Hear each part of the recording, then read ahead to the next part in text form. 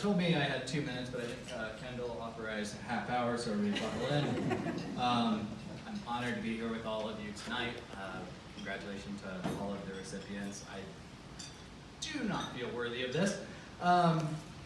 So I started off trying to think through, how we got here, how I got here. Fun sidebar. After all we've been through over the past couple of years, from tornadoes and shootings downtown and a global pandemic, it's really nice to notice that we're back to celebrating non-essential workers like myself, instead of all the doctors who worked tirelessly for the past several years. So as I tried to think through, how did I get here? I feel very undeserving of this.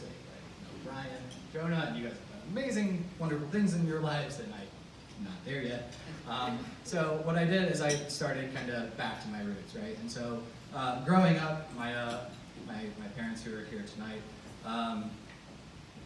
one of the biggest changes in my life, my dad got hurt when I was young. He fell off a grain silo and breaking many bones, and the doctor said, you're not going to walk again. What they did not understand is that my father is factory installed with stubbornness, and that is a genetic thing that also runs through me. So years later, as I started, getting to that age where I started wanting stuff, it was not going to be handed to me. Right? The opportunity was given to me, and my father helped me get a job working in the factory that he was working at the time.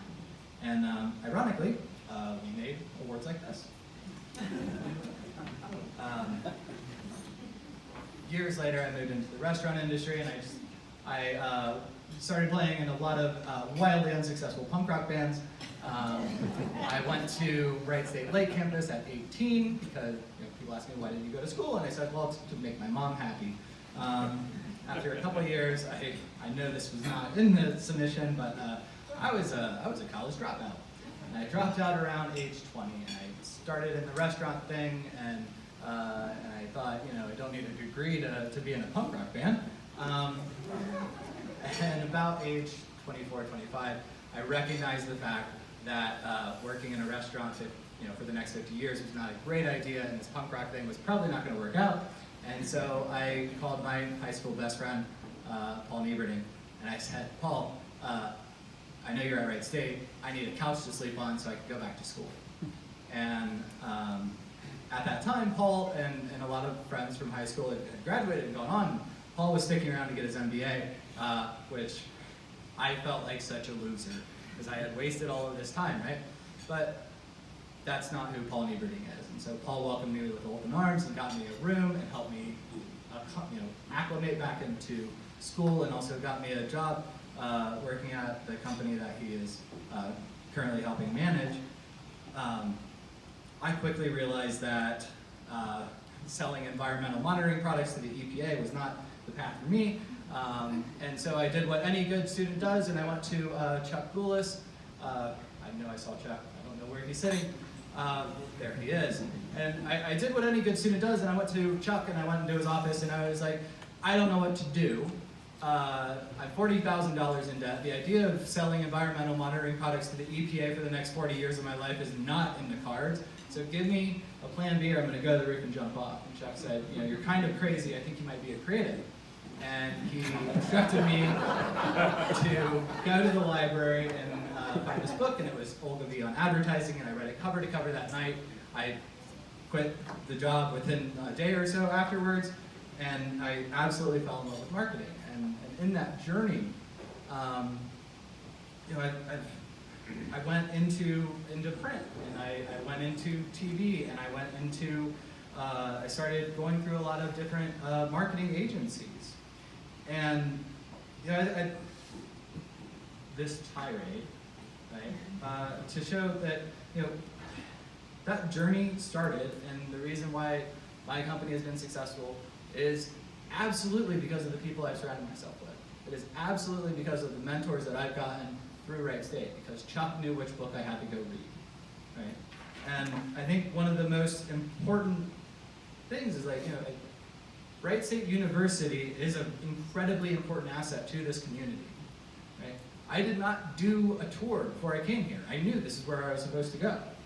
Right?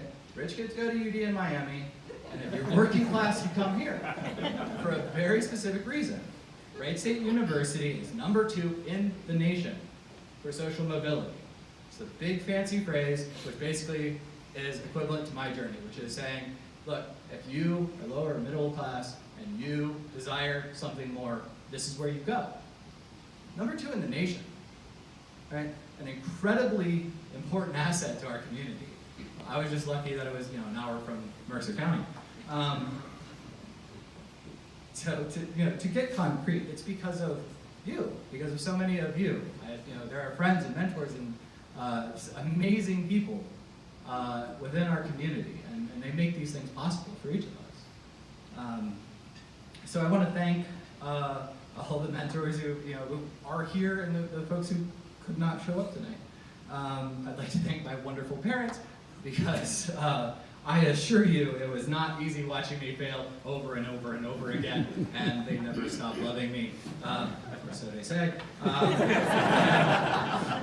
Finally, thank you to Wright State for taking me back after a little breakup in my 20s. That's me. I'm incredibly proud to be an alumni of Wright State. I'm thankful for all the opportunities that I've had after graduation to give back to the students, to give back to the university.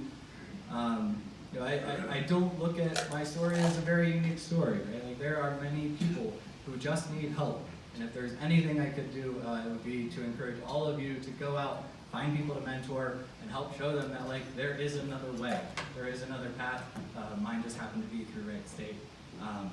Very beyond grateful for this life, and I thank you for letting me ramble. Thank you all very much.